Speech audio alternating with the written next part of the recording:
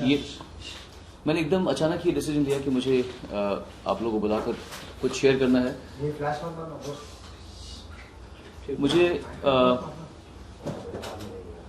बहुत सारे जिंदगी में हालात होते हैं और इंसान नजरअंदाज कर जाता है कि चल छोड़ कोई बात नहीं, और जैसे जैसे उम्र होती है वैसे वैसे इंसान को लगता है कि जिंदगी शांत रखी जाए अपनी। लेकिन ये चीज ऐसी हुई परसों रात को जो मुझे लगा कि आज मुझे सुबह एहसास हुआ कि अगर मैं ऐसे आपके साथ में शेयर नहीं करूंगा, और जब मैं आपके साथ ये बात शेयर कर रहा हूं इसका मतलब ये बिल्कुल नहीं है कि मैं इसको नेगेटिवली बोल रहा हूं या मेरे पीछे कोई मंशा है कि मैं किसी को नीचे दिखाऊं, या पर ये शेयर करने का जो मेरा कारण है वो इसलिए है ताकि भविष्य में इस तरह की जोर आजमाइश या अपने इलाके में कोई अपने को बहुत शेर समझे और समझे कि जैसे बाकी दुनिया में तो कुछ है ही नहीं हमारा, हम अगर यूपी में अपने गढ़ में है तो फिर हम यूपी में हम तो शेर है, बाकी दुनिया तो कुछ है ही नहीं, ना महाराष्ट्र है, ना गुजरात है, ना साउथ इंडिया है, कोई कर्नाटका है, ना तमिलनाडु है। हम अपने छोटे से रमाइश में बैठे हुए हैं और हम वहां पे शेर हैं, हम जो चाहे करवा लें। एक कारण ये था। दूसरा कारण ये था कि हर साल कॉन्सर्ट्स होंगे उसी जगह पर जिसका मैं आपको जिक्र करूंगा आपको। हर साल, पिछले साल वहां मीका था, इस साल मैं था, अगले साल श्रेया होगी या सुनिधि होगी या शान जाएंगे या के जाएंगे, कोई भी जाएगा।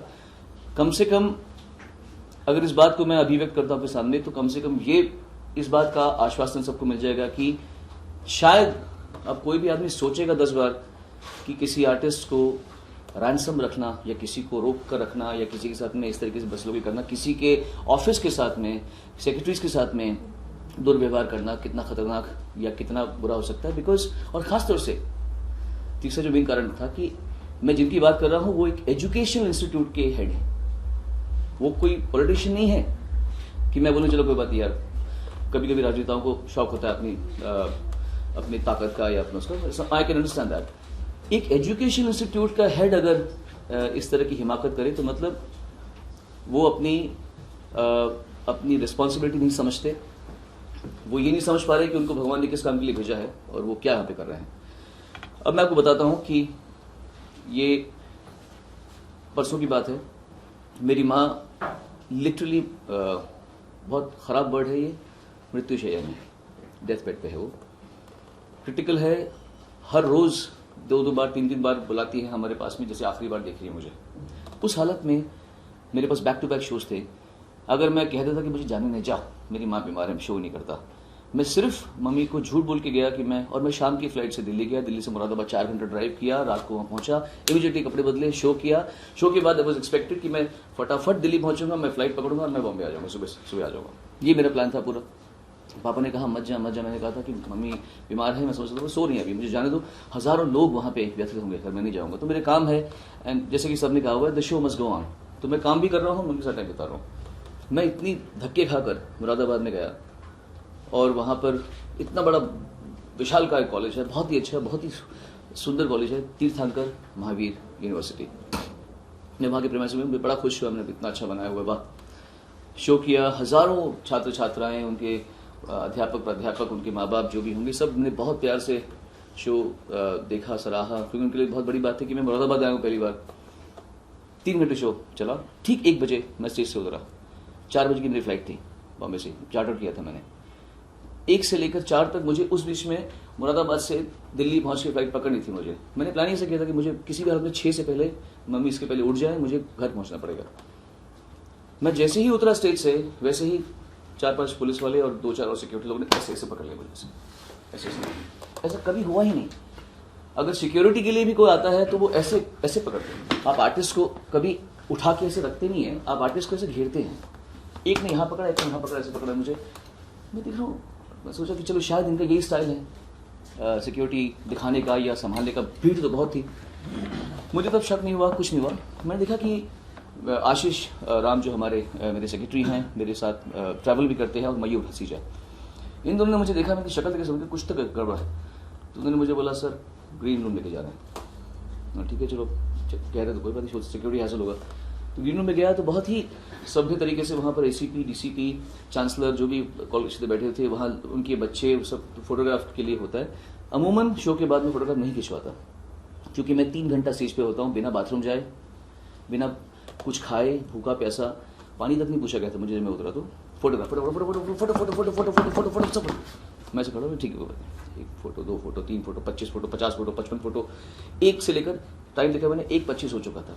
मैंने 1:25 हो गया और किसी को दया नहीं आ रही कि इसको जाना है, फ्लाइट पकड़ी, सबको पता है मेरी माँ बीमार है।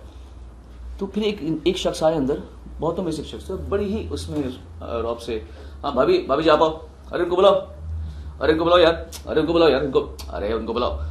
तो जब ये 10 मिनट चला तो मैंने उनको सिर्फ देखा और मैंने ऐसे कैमरा सामने खड़े थे तो मैंने सिर्फ ऐसे लिटरली, मेरी माँ की कसम, जो मैं अब आपको कहूँगा इसमें इतनी सी भी मतलब त्रुटि नहीं होगी, मैंने ऐसे हाथ जोड़े, मैंने बोला प्लीज़ मेरी माँ मृत्युशैया में है, आप कृपया मुझे जाने दीजिए, मेरी फ्लाइट निकल जाएगी, मैं बहुत मुश्किल में पड़ जाऊँगा, जाने दीजिए।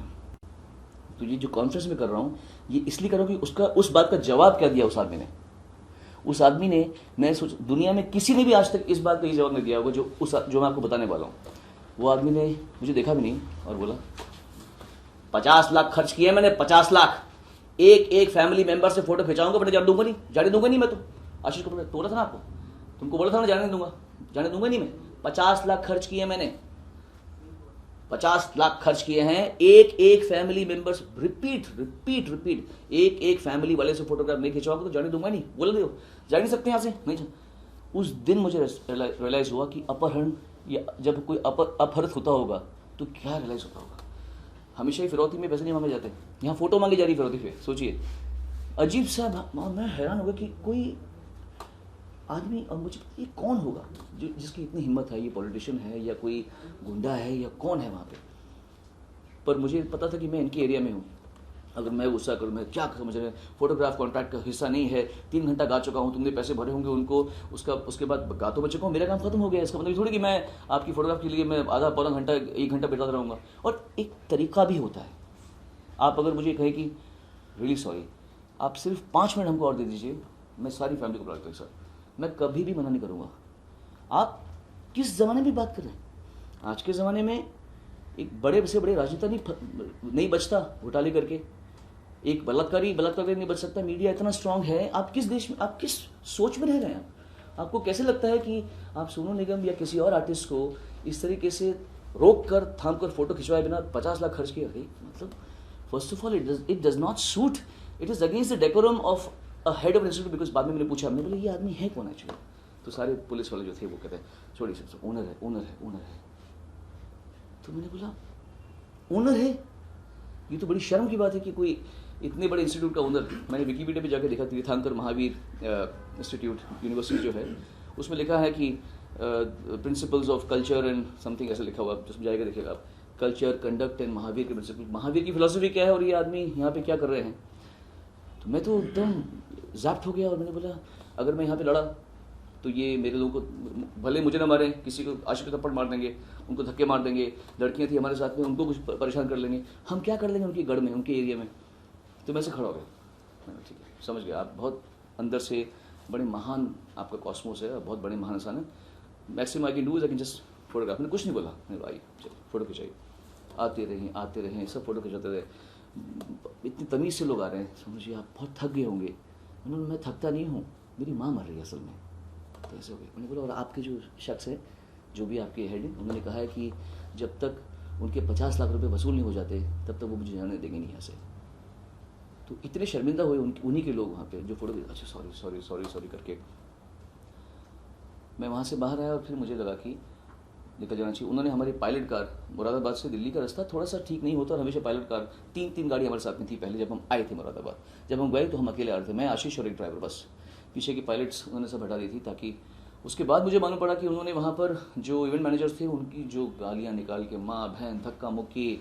एक अलका याग्निक जी के सेक्रेटरी हैं, नीरज नाम है उनका, उन्होंने इस कॉन्सर्ट को सुपरवाइज किया था, उनके पीछे पड़ गया, आओ तुमको मारेंगे हम लोग, तुमको ये करेंगे, तुमको वो करेंगे। तो वो डर गए बेचारे, मेरी तबीयत खराब है ऐसे।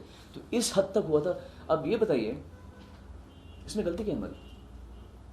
क्या गलती है मेरी? क्या मेरे ऑफिस ने कुछ, या हमने ऐसा क्या मांग लिया? बाहर के शो में जब आर्टिस्ट आते हैं आप उनकी शक्ल नहीं देख सकते शो के अलावा। उनके कॉन्ट्रैक्ट में लिखा होता है 20 ऑटोग्राफ्स 15 पिक्चर्स, या 40 ऑटोग्राफ्स 24 या 25 पिक्चर्स, ऐसे कॉन्ट्रैक्ट में लिखा होता है। आपने क्या समझ लिया कि सोनू निगम या कोई भी आर्टिस्ट आपके पास में आया तो आपने इसको खरीद लिया? 50 लाख आपने हमें तो नहीं दिए, तुमने खर्च किए, तुम्हारा कॉलेज के लिए तुमने खर्च किया, ये हमारी थोड़ी गलती है। तुमने शो के लिए हमें बुक किया, हम शो के लिए आए, हमने अपना काम किया, उसके बाद में तुम कैसे ये बोल सकते हो? और एक शिक्षा संस्थान का owner, how can you? Manish Jain नाम है उनका, मुझे बाद में मालूम पड़ा क्योंकि मैंने मुलायम सिंह यादव जी से बात की। मैंने वहाँ देखा बहुत बड़े होर्डिंग लगते, मुलायम सिंह यादव जी, अखिलेश जी और अब जो एक और हैं कि नहीं जो नहीं जो मुस्लिम आजम खान साहब, हाँ, तो वो तीनों की फोटोग्राफ लगी थी। मैंने मुलायम सिंह जी को मैं पिछले 15 साल से जानता हूँ, तो मैंने कल शाम को उनको फ़ोन किया, मैंने कहा कि ऐसी सी बात है और अगर मैं कल कुछ एक्शन लूँ तो आप बुरा तो नहीं मानेंगे, मैंने कहा, क्योंकि ये बात सिर्फ कुछ शोर मचाने की नहीं है। ये बात यह है कि फ्यूचर में जब हम कोई पटना जाएं या कहीं रायगढ़, रायपुर, कहीं और पे जाएं तो किसी को भी 10 बार सोचना पड़ेगा कि अगर हम श्रेया घोषाल के साथ में या शान के साथ में या केके के साथ में या कटरीना के साथ में बदतमीजी करेंगे तो ये बात छुपी नहीं रहेगी। अब कोई मुझसे पूछेगा कि आपने केस क्यों नहीं किया, मैं किस बिना पे केस करूँ, मैं किस पे केस करूँ? पुलिस वाले तो उनके अंडर थे, सारे एसीपी डीसीपी तो उनके साथ फोटो खिंचा रहे थे मेरे साथ में, और बड़े तमीज से थे, किसी ने भी मुझसे बदतमीजी नहीं की सिवाय उस आदमी के। Everybody else with most respect, उनकी वाइफ्स, उनके बच्चे फोटो खिंचवा रहे थे। बट अब मैं किस उसमें जाऊं कि उनको उन पे केस करूँ, आपने ऐसा किया वैसा किया? I only want you to know कि कुछ केसेस ऐसे होते हैं जो लीगली शायद इतने रॉन्ग ना हो, लेकिन बिहेवियर की तरीके से ये बहुत रॉन्ग है। Behaviourally these are very wrong things in which need to be told to the people with utmost respect. I want to say in all the future shows that we have and जो लोग conduct करेंगे, आप artist को अपना बंधुआ मजदूर कभी मत समझिए। और आज के ज़माने में ये भी मत सोचना कि आपके गढ़ में आ गया तो आप कुछ भी करके बच जाएंगे। दुनिया इतनी, जैसे मैंने कहा पहले बलात्कारी बच सकते होंगे, पहले घोटाले छुप सकते होंगे, अब नहीं छुपते। आज किसी की जो बदतमीजियाँ हैं या कोई भी, अब क्या बोलें, आपको पता ही है कि मीडिया की तरफ क्या क्या सामने आ रहा है। You can't go Scott free. So this is absolutely uncalled for कि एक आदमी आर्टिस्ट को धमकाए, उसके लोगों को धमकाए, उसको जाने के बाद में उसके लोगों को रोक दे, उनको रैंसम में ले ले। तो मुलायम सिंह जी ने मुझे कहा कल कि मैं समझ सकता हूँ, आपको जो करना है, ये उनका बड़प्पन है, मैंने कहा आपको जो करना है कीजिए, मैं आपके साथ में हूँ, आई एम विद यू। इसलिए सुबह उठकर मैंने सोचा कि मैं आज दिन मैंने कॉन्टेम्पलेट किया, करूँ कि नहीं करूँ। बट ट्रूली इसमें मेरी कोई किसी को तिरस्कार करने की मंशा नहीं है। मैं सिर्फ इस सोच को बदलना चाहता हूँ। जैसे लोग समझते हैं कि औरतों की इज्जत करनी चाहिए, मैं भी समझता हूँ कि आर्टिस्टों की भी इज्जत करनी चाहिए, क्योंकि हम समझते हैं कि आर्टिस्ट किसी की गुलाम के बपौती नहीं है कि कोई कहीं पर जाएगा और उसकी चड्डी उतार लेगा। कोई अपना काम करने के लिए जा रहे हैं, काम करें बस। हम हमारे काम से ऊपर हमसे अगर आपको फोटोग्राफ खींचने का मौका दे रहे हैं तो इसे आप अपना सौभाग्य समझिए। ऐसे कई लोग होते हैं। एक आप गवर्नमेंट ऑफिस में जाके पीएन से बात करके दिखाइए, पीएन को इतनी अकड़ होती है, क्या है, किधर जाने का है, क्या करने का है, नहीं करने का। एक आर्टिस्ट अगर आपको एक फोटो नहीं देता, आप कितना बुरा मान जाते हैं, कितना अकड़ता है, सेलिब्रिटी हो गया, he is so proud of himself. तो जब आर्टिस्ट आपको तमीज़ से पेश आके कुछ टाइम दे रहा हो तो उसका मतलब ये नहीं है कि ये उसकी ड्यूटी है और ये आपका बर्थ राइट है, क्योंकि जब पावर आती है तो हर आदमी पागल हो जाता है, करप्ट हो जाता है। उसके बाद अगर आप तमीज़ से कोई आर्टिस्ट को पेश होता देख रहे हैं, उसकी इज्जत कीजिए। ये नहीं कि आप उसको बोलें कि आप अब तो तुम फोटो फैमिली हमारी खिंचवाएगी, तुम हमारे एरिया में आए हो, तुम उसमें आए हो। आज के ज़माने में इस तरह की गुंडागर्दी अलाउड नहीं होनी चाहिए, और इसी कारण से मैंने ये कॉन्फ्रेंस बुलाई थी। थैंक यू सो मच, आपने मेरी बात को सुना और इसे वक्त दिया।